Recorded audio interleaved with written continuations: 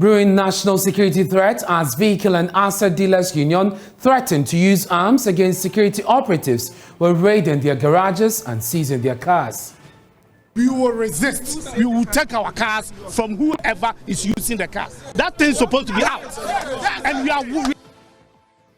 We'll also tell you how union members are planning to retrieve their cars from whoever buys it through auction. Also, Speaker of Parliament is becoming a tyrant. NDC Minority Chief Whip Muntaka Mubarak declares as he tears into Alban Badbin for his role in the Ken Ofriata censure fiasco. For nothing, this is where I respected Professor Kwe. Where you have all the leaders teaming up and agree on something, he will easily abandon. He built consensus on both sides. Far better than your own yes. NDC. I'm saying it without an apology. NDC MPs push for decisive action to save what they say is the failing school feeding program. Funds for the program has been irregular. As we speak, we're in the third term, and my checks from the grounds indicate that the school feeding secretariat has only paid for the first term. We have more as they kick against allocation of 80 million cedis to fund the National Cathedral project. The times that we find ourselves in, we do not have to take that project on board for now. Such an amount shouldn't have been dedicated for the cathedral. In some fishing communities here in Ghana, a girl will get a fish to sell at any canoe unless it changed meat with fish. Maybe it's a girlfriend or something of that. If not girlfriend, you will never get a fish to buy in any canoe.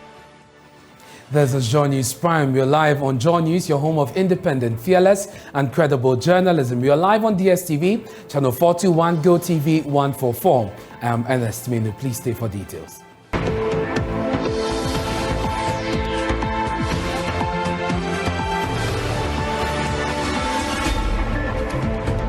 Joy News Prime was brought to you by Mala 2 is suitable for adults and children. Pela, purity comes from nature.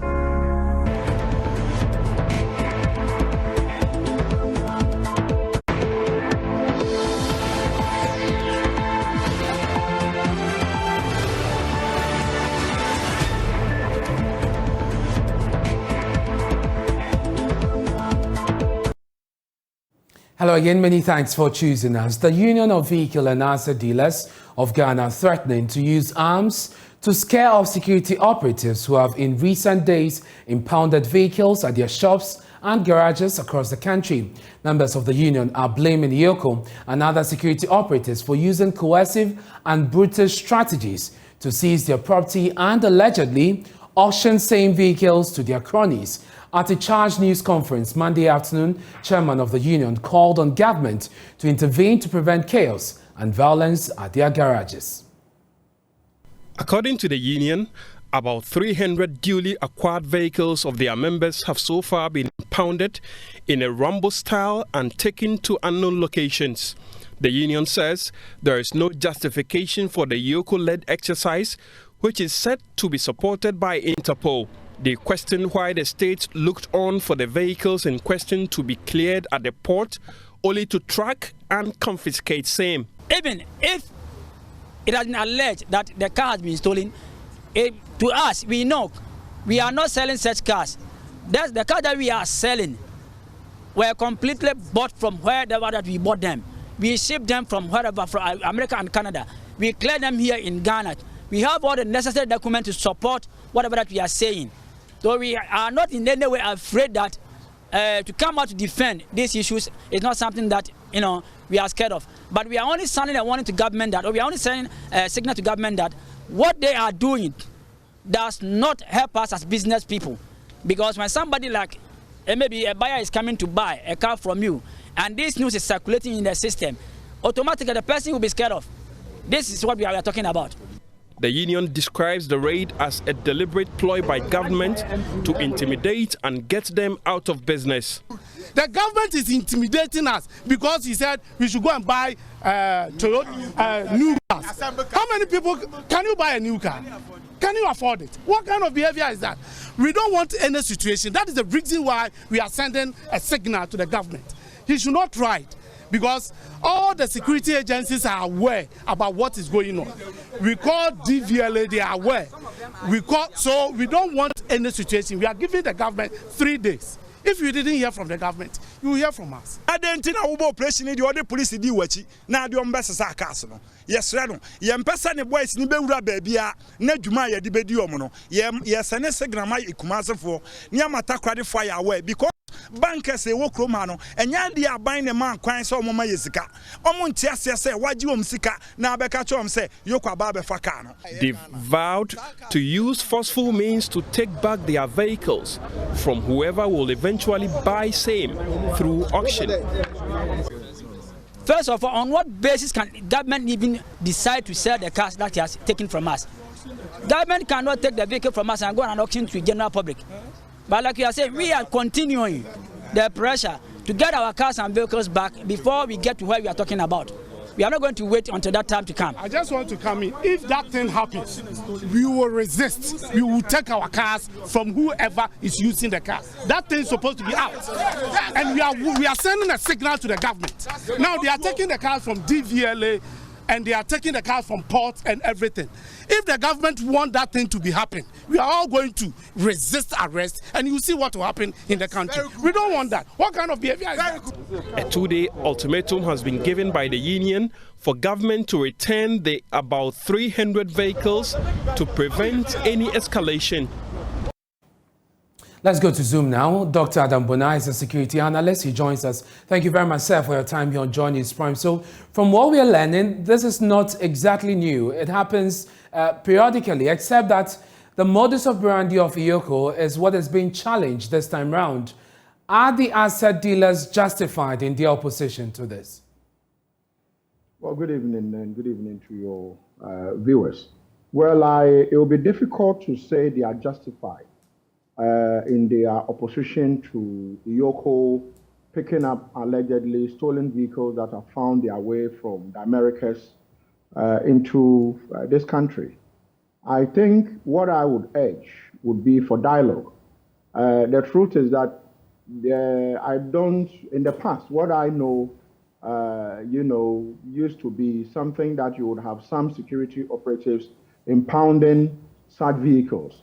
But my checks has indicated that this time around, you have the FBI, the American FBI, liaising with our security agencies to track these vehicles, and they actually usually would send the location of these vehicles for them to be impounded. I think it could be what they are talking about, the way the vehicles are taken away from them. I would urge them to, as soon as possible, have an engagement with Mami Atiwa, who heads Iyoko, to have, to dialogue. Because the truth is that if you have genuine documents covering the importation of your vehicle and paying duty and clearing it and registering it legitimately, no one can take it from you. I think I also heard them mention that the government usually would auction the vehicles. Vehicles usually, there is a law that governs confiscated assets and the way they are disposed of. And so I think they would have to sit with, the state security agencies to have a conversation, because I don't think unilaterally government can just get up without, using any law, without going to court and just auctioning people's vehicles. There are processes it goes through, but my worry is when I heard them say they would resist the security agencies. I think that will not be lawful. That would amount to impunity, and so they would have to stay within the framework of the laws. Well, thank you very much for your time, Dr. Adam Bona. I'm grateful that you could join us. That's a security analyst there on his thoughts with the latest threats by the vehicle and asset dealers who are saying they're going to resist arrest from national security, specifically Iyoko. We'll be following up on this with Iyoko subsequently. We reached out to them. No one was ready to speak to us on this bulletin, but I'll be following up with that and the Transport Committee in Parliament for updates subsequently. Away from that, the Trade Union Congress has issued a one-week ultimatum to government to respond to their demand for an exemption of pension funds from government's announced debt exchange program. According to organized labor, failure by government to heed their demand and stay off pension funds of workers will incur the wrath of the union. My colleague Ernest Kojo Manu was at a news conference Monday morning where TUC officially stated its objection to the program, and our reports. Secretary General of the TUC, Dr. Anthony Yaba, noted the decision to touch pension funds of workers is unconscionable and they will resist it. Already pension is low. And we would have thought that our government would do everything to protect even the small pension that we have. Instead, they are introducing programs inspired by IMF to cut further pension income. And as we used to say, we no go sit down. Yes. Therefore, the Trade Union Congress and all its affiliate national unions have decided that pension funds of our members will not be part of the domestic debt exchange program. He added it is insensitive for government to announce increment in taxes, including income tax, in such a difficult time. In the budget, government announced various IMF-inspired measures to deal with the economic and financial crisis, some of which are clearly inappropriate and wrong. And they include the following. Number one, taxation. Government has announced increases in taxes starting from January 2023 in this current economic situation. And you know what they touched? VAT, which is indirect consumption tax, affects everybody equally, whether you are poor or you are rich. And the value-added tax rate is projected to go up by 2.5 percentage points. But if you work percentage points, it's getting to about 14% increase. They have also increased the maximum personal income tax margin from 30% to 35%. Currently, if you earn $4,000 a month, you're already in the high bracket. And they are moving you to 35%, which leaves less money in your pocket for you and your family in these current economic conditions. The TUC wants the government to look within itself in solving the current economic challenges, and here's how. We vehemently oppose these tax measures and challenge government to use other measures to mobilize revenue, including one, plugging the leakages in the tax system. And we know it, that there is so much going out into the drain. We also advise that they should rather improve the tax efficiency, because it costs too much to collect the taxes that we are collecting. And then we also advise that government should deal decisively with the serial infractions in the Auditor General's report. We know this. We know the figures. Every year, Auditor General Council figures amounts that did not go as they should. Dr. Ba says workers must brace themselves for an industrial action to protect their pension funds. We will hold another press conference in this very room at 12 p.m. on the 19th of December 2022 to update our members and all of you on the General Council decisions and the actions that will be taken in the event that government refuses to accede to our demand to exempt pension funds from the debt exchange program. Samuel Kojo Brace's report for Joy News.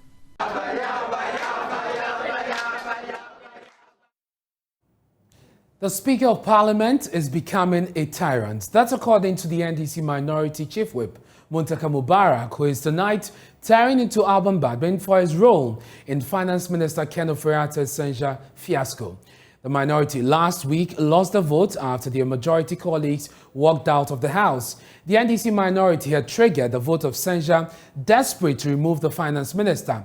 In a PM Express interview to be aired at 9 p.m., the minority chief gives the full inside story of how they lost that crucial historic vote. He reserves some sharp criticism for the Speaker, Alban Bagbin. Listen. I'm sorry to say this. When you want to turn the Chamber of Parliament into a palace, then you become a tyrant. Is he a tyrant? He's becoming. And I'm sorry I'm saying this because this is my favorite speaker. I mean you elected him. I can tell you. You whip your members I to can elect tell him. you that if there's a member of Parliament today in this house who, if I were a Suku fan, will enjoy the reign of this speaker, I don't think anybody will have enjoyed his reign better than me. I mean, he owes his speakership to your whipping abilities.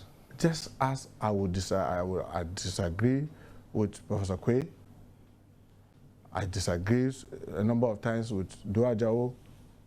I won't say because Babin is my favorite speaker. Have you told him this, that he's become a tyrant directly? Because you have a clear line. I have said that several times. And what is his response? He disagrees with me, but I tell him that, tell me what chief does, a chief will do in his palace. When he says anything, that's fine. That's what chiefs do. That's what chief, but you are not a chief. You are supposed to be a Speaker of Parliament. A Speaker of Parliament listens to both sides and patiently, even where there's disagreement. And that's the essence of democracy. To sometimes even disagree, agree to disagree. But where you personalize it and make it look as if a disagreement is a disrespect to you, or it's an affront to you, or it's like denigrating you, then I'm sorry, then you'll be a bad speaker. And for nothing, this is where I respected Professor Quay. Where you have all the leaders teaming up and agree on something, he will easily abandon. He built consensus on both sides. Far better than your own NDC. I'm saying it without an apology. Speaker of Parliament. Quay built consensus far better than we are having now. Because you see, I mean, I'm sorry I'm saying this, and I'm the one saying this. When you make it difficult for others to even air their views before you, they simply fold their arms. Have you folded your arms? I will never. I'm not the type who folds their arms. I will challenge it anytime. I will challenge it anytime, any day, unless I'm not given the opportunity to speak. And the full interview airs tonight at 9 p.m. PM Express here on the Joy News channel. It will also be live on Facebook and YouTube as well. You don't want to miss this one. And we stay with the minority because they say government must immediately save the school feeding program, which they say is failing. Minority spokesperson on Food and Agriculture, Eric Opoku, accuses government of starving the program of funds and delaying in releasing even the little amounts for caterers. Parliamentary Affairs correspondent Kwekwa Santi has the rest of the story. Earlier this year, school feeding caterers embarked on an industrial action to force government to increase the school feeding grant. Many months down the line, not only has this demand not been met, caterers are being owed several months. The NDC in Parliament is worried. Funds for the program has been irregular. As you speak, we're in the third term. And my checks from the grounds indicate that the school feeding secretariat has only paid for the first term. So second term, even though some caterers offered their services, they have not been paid. And they are in the third term. And so because of lack of funds, what is happening is that in most of the schools, if the caterer does not have the capacity to fund the program, then they will not provide the food at all. The minority are also lamenting the poor quality of the food served school children in beneficiary schools. Who is monitoring the program? How many people have we recruited as monitors, and how do they monitor? So because of inefficiency in the monitoring process, again, irregular funding, the program is almost collapsing. The quality as well as the quantity of the food that is supplied has been compromised. Now, if you visit any of the schools and you look at the quality of food that is served to our children, you'll be more than worried. If you should look at the quantity, you'll be angry because resources are not being provided. The 2023 budget announced an increase in the school feeding grant Eric Opoku says government may not even be able to pay for this. Even the 70, are we able to pay? We are unable to pay. Now we are talking about increasing it to 120 or so.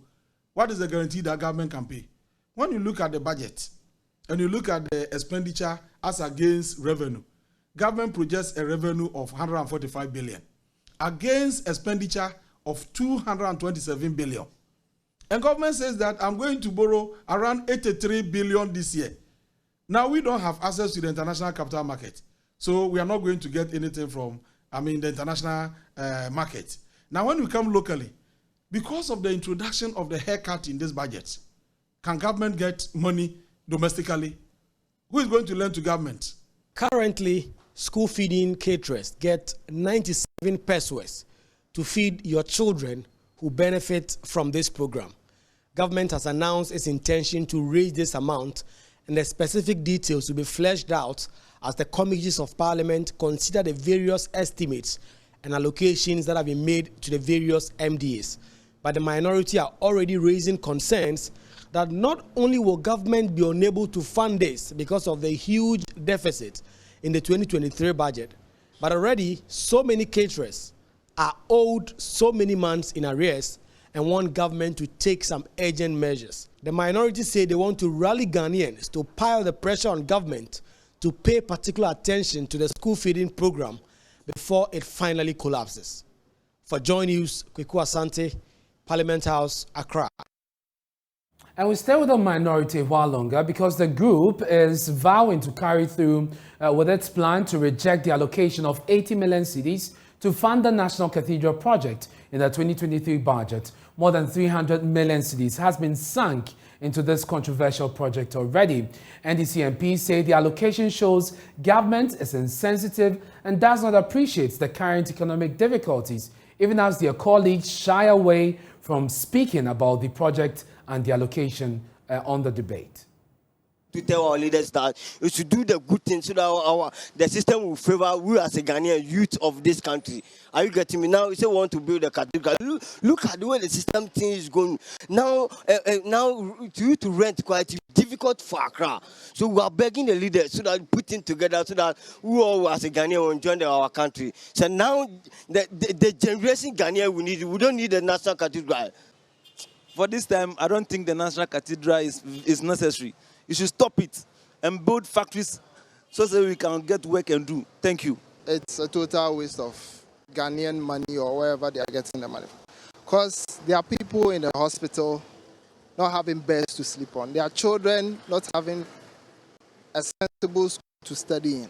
But you gather the small money we have, then go and build a cathedral. We are Ghana. We are not part of the Bible, everything. So building a cathedral in Ghana will not actually bring in money. It's just a total waste of money. I feel there's no importance right now because if you are doing something to benefit every citizen in the country, you should think about those in the rural communities, okay?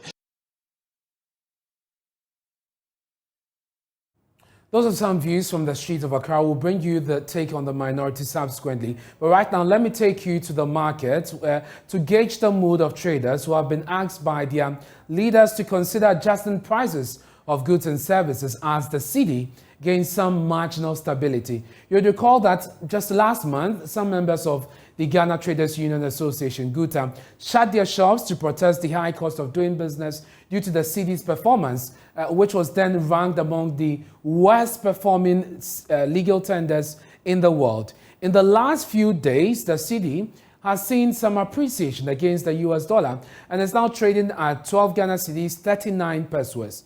GUTA's directives for a commensurate response to prices has been met with mixed reaction. Here's an Odamis report. Members of the Ghana Union of Traders Association were not enthused months ago when the country experienced high inflation and depreciation of the cedi. They asked for immediate government intervention. After what seems to be some stabilization of the cedi against the dollar, leadership of the Traders Union requested their members to reduce the prices of goods to correspond with the trend. This was met with mixed responses. The goods has come down small because of the stable of the dollar. Now, dollar is almost 13.4 now, I'm speaking today. So that's why we also reduce the goods It's a good suggestion he has brought up, but then some of us imported at 15.5 the US dollar. The benchmark has all gone up 100%. Rates on loans are still high. How do I reduce the prices? Unless I've sold them. We can't tell if the dollar will go up again. We are in the second or third week in December. Let's assume it goes up. If I should reach it now, I will lose. We did say good president wakasa ye, but more hand who be brave was a system. We be on council kotadi or Soviet. Kobusa say aha ne boy say ha ne boy de eh say. Nti de obey na dwen say obey ne de assistant ebegu ho. The better is the better. Nti we no be adjust na onya de say obi force no ho ana say. He first thanked the Guta president for the directive, and he's appealing to his colleagues that if it's possible and within their means to reduce the prices, they should. Otherwise, it may even affect them eventually if they do not, because people will end up going to other places. They are competitors. Because now the things are going up again. Yeah. It was on Saturday, we saw the dollar came down roughly 13 to 12. So things dropped down just a little. But as at now I'm speaking, they can even increase it back, so we don't know. The traders say they continue to bank on further interventions from government to put them back on a business footing that they lost due to unprecedented escalation of the cedi. For Joy News, I am Hannah Odami. You know, the president of Guta, Dr. Joseph Obin, says he believes the appeal to traders will be adhered to. We can only appeal to the conscience of the traders. The same way we appealed on their conscience to increase their prices when the exchange rate was very high. And so we know we are not in a price control regime. For that matter, you should know that we cannot impose anybody. But then we are only appealing. We can also have good faith on the good people of Ghana that when the exchange rate was high, where businesses were disadvantaged, we have to increase our price. When the exchange rate, the cedi has gained some value, then of course we have to transfer some of the gains to the consuming public, and that is what we have to do naturally. Our challenge here, however, is that most of our members have bought the forest at earlier on at a very higher price. You know, we reached a peak of 15.5, and then now it has dropped to below 13, around 12.5. So one have to strike the reasonable average to make sure that we are able to break even, at the same time transferring some of the gains to the consuming public. And this is must do, because if you do not, much as we agree that most of them, the forest to rise up again before you can be competitive, no, because there are other people who are getting, who are buying the dollar at a cheaper rate now, and those people are not going to wait. They are going to reduce their prices. So all that we have to do is to strike the reasonable averages, much as we know that most of us are going to lose some capital out of this price. Now, lack of jobs, high cost of fuel, and general economic hardship top the chart, or the list of challenges for people of La Paz, as we handed over our microphones to them in our latest edition of The People's Voice. Well, for many of them, government hasn't shown enough commitment to restoring the economic levels to normalcy. Michael Ashale has more in this report. For the people of La Paz, they were most concerned about the increased cost of living that shows no sign of doubling down. Amidst the crumbling economic environment, there's a passionate appeal from the residents and commuters for government to save Mother Ghana. Ebrene doso dodo, ebrene doso. Isi ayi 20 cedi utumi ndi dia na pa. Adre Ghana, Mother Ghana wa uzi se de Father Ghana o. Father Ghana so de 3 more day. Right now, 20 cedis cannot see you through the day. You need more money to eat the same quantity of food nowadays. Driver, there are 2 petrol musa. There are no jobs. I used to be a driver, but now I am hawking sachet of water. I can't even afford to buy anything with my profit. Say 12 cedi, 10 cedi. We want to go back to 6. Unya 10 cedi na wedio. Yes, boy. The price of kenke has been changing almost every day. Yesterday, it was sold at 2 cedis. Today, it has changed to 3 cedis. Ghana for Munjes is here.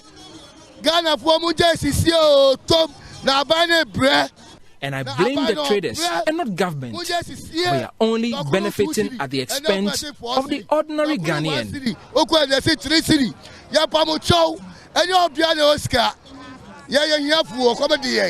Akufuado. My Jumani and Jas Kana Uchanadania, Sisi, Upa, so say, I am to Obama. Upa, so say to Mama, Senebeya. We need jobs. I remember you pleaded with us to vote for you because you had the solution. Name of God. Party, me to Mama Yiri. They say, only my daughter, Mitadiana mission or audition as you are. I can't buy sanitary parts for my wife and children. Why? It is very expensive. For some hawkers, they were concerned their patrons have lost their purchasing power.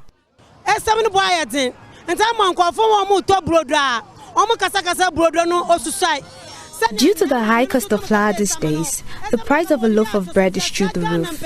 Now people ask for the price, then they walk away after we tell them. The business is hard.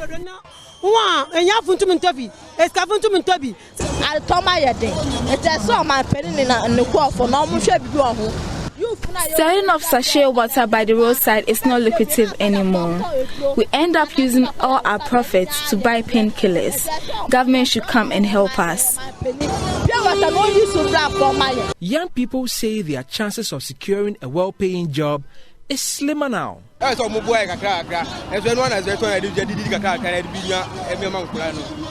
We need financial support to start our own businesses. We have been searching for capital, but it's proving more difficult to get some. Government must help us. The hardship in the country has forced the young boys into social vices. We, the youth in the country, need jobs. So we plead with government to fix things for us again. Is the government doing enough to cushion struggling individuals amidst the prevailing economic hardship? Residents were divided, ensuing in an argument.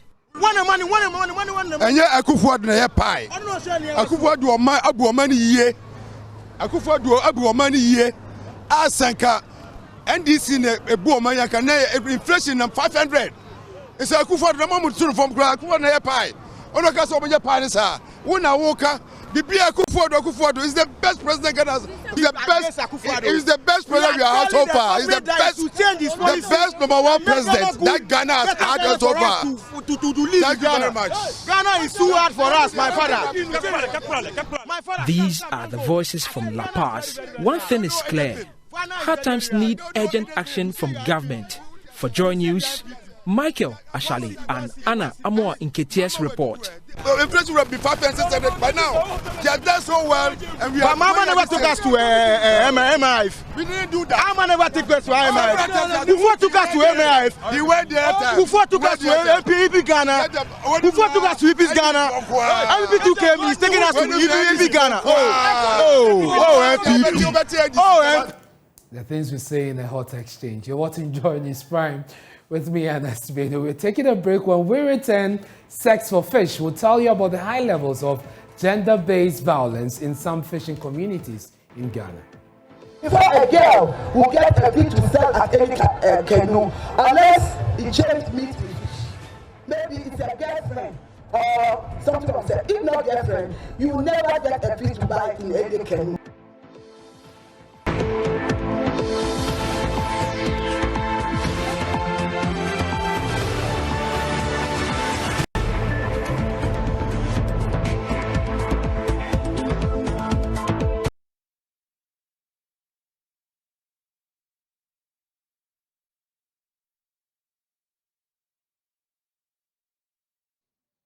Hello again, many thanks for staying with us here on Joy News Prime. Now, some fishermen demand sex before selling fish to female customers in some fishing communities across the country. That's according to the Ministry of Gender and the United States Development Aid Organization. President of the National Fish Exchange and Traders Association, Regina Solomon, confirmed this at a 16-day activism against gender-based violence organized in Keta in the Volta region. Fred Komiasari reports.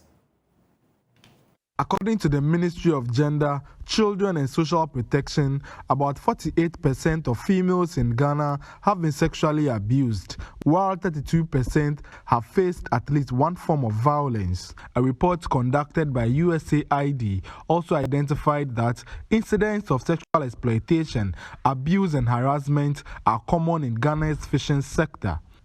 As part of activities to commemorate 16 days of activism against gender-based violence, USAID organized a float endeavor in Keta to raise awareness, educate and advise fisher folks against gender-based violence. Speaking at the endeavor, the president of the National Fish Processors and Traders Association, Regina Solomon, highlighted some of the abuses suffered by women in fishing communities. Before a girl will get a fish to sell at any canoe, unless it changed meat with fish. Maybe it's a girlfriend or something of that. If not girlfriend, you will never get a fish to buy in any canoe unless you are a girlfriend. When they put you into pregnancy way, they will care for you. The fish that you give is what you take care of you. Going on everywhere that it makes the small girls marry the older people having the canoe because he wants fish. And the fish brothers too, when he gets old, he gives his child, about 15 years child to the canoe owner or the fisherman because he wants the fish. So the violence based in the fishing industry is getting bad and it bad is stop. The USAID Economic Growth Office Director, Paul Plever, underscored the roles of stakeholders in ending gender-based violence. I encourage you all to do just that. Unite, take action, be an advocate, a helper, and a voice against abuse. Authorities of the Achimota Hospital here in Accra say they can now increase the intake of emergency cases following the construction of a new emergency surgical block there. The medical staff also say the phenomenon of no beds will be a thing of the past, as the new block built by the Lindsay Foundation has also been stocked with 20 beds. There's more in this report. Although it offers almost all specialist services, the Achimota Hospital, built in 1927, has had no major facelift until now. The new emergency surgical block replaces the old one, which has inadequate space for patients with men and women, both sharing the same bathroom facilities. The Lindsay Foundation, a non-governmental organization, built the 4 million cedi edifice. It is fully fitted with separate wards for male and female, a pediatric unit, a pharmacy, a doctor and nurse restroom, and an account office to help improve healthcare delivery within Achimota and its environs. At a ceremony to inaugurate the new block last week, Executive Chairman of the Lindsay Foundation, James Orleans Lindsay, explained why they decided to donate the facility, which was named after the founder of the foundation, Joel Orleans. Real estate developers, so we have about 500 homes in this vicinity. So obviously where success finds you, you also try to do something for the community. So it was as a form of need for the community that we provide an emergency block, because this hospital was built way back in the 1920s and they lack a lot of things, but especially an emergency block. So we decided to build an ultra-modern emergency block for them last year. So it's just the Lindsay Foundation. It made a year ago. A fully fitted male ward, a fully fitted female ward, a fully fitted pediatric unit, and then there's a doctor's and the nurse's restroom, account section, waiting room. Every room has an oxygen control unit fitted, ultra-modern oxygen control unit. So you don't have to wheel oxygen cylinders in the hospitals, as you see in a lot of places, including Kolebu, the teaching hospital. So we made sure we built an ultra-modern unit and then staffed it with all the emergency items that we needed. Deputy Roads Minister Stephen Jalula, who represented the Roads Minister at the ceremony, promised to fix all roads in the vicinity of the hospital as government's contribution to support the hospital. Came here on behalf of my boss, who was supposed to be the special guest, and he put the words in my mouth to come and assure the management of the hospital, and for that matter, the foundation that put up this, that renovated this nice edifice, that he would also use his ministry to contribute to the development of the hospital by fixing their roads for them.